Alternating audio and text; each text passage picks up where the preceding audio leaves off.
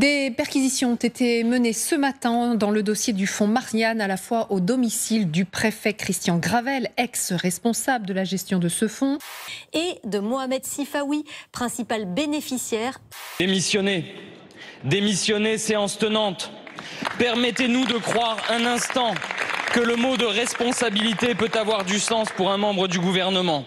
Je vous rappelle qu'une information judiciaire a été ouverte début mai pour des soupçons de détournement de fonds publics par négligence, d'abus de confiance et de prise illégale d'intérêt. Dans un état de droit, c'est la justice qui juge, ce n'est ni le tribunal populaire, ni les députés. Et la justice, vous le savez tous, la justice a pris en main ce dossier. Une altercation entre un cycliste et un taxi à Paris, rien de très original. Mais quelques mètres plus loin, les deux hommes en viennent presque aux mains quand une femme en veste bleue intervient.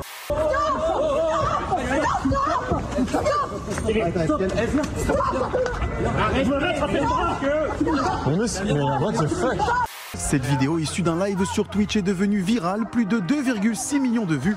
Le calme a fini par revenir et l'élu en a profité pour faire un peu de politique en demandant plus de pistes cyclables.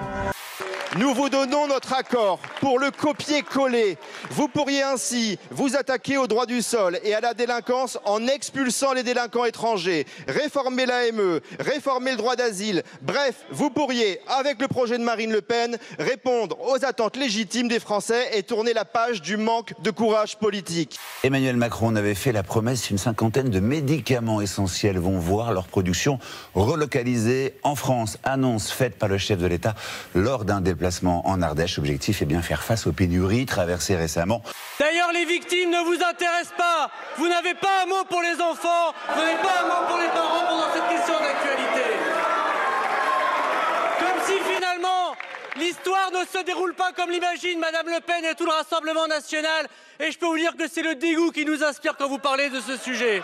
Sur la cinquantaine de premiers médicaments essentiels pour lesquels notre dépendance aux importations extra-européennes est avérée, donc les médicaments à relocaliser, eh bien la moitié, c'est-à-dire 25 de ces médicaments, verront leur production relocalisée ou augmentée significativement sur le territoire national. Une mer de poissons morts. Sur les plages du Texas, des milliers d'animaux marins ont été retrouvés échoués, entassés les uns sur les autres. L'heure est à l'émotion. Naturellement, l'enquête doit permettre de faire toute la lumière sur le parcours de cet agresseur, toute la lumière sur ses motivations. Mais ne mélangeons pas tout, ne récupérons pas des drames épouvantables comme ceux que nous avons vécus.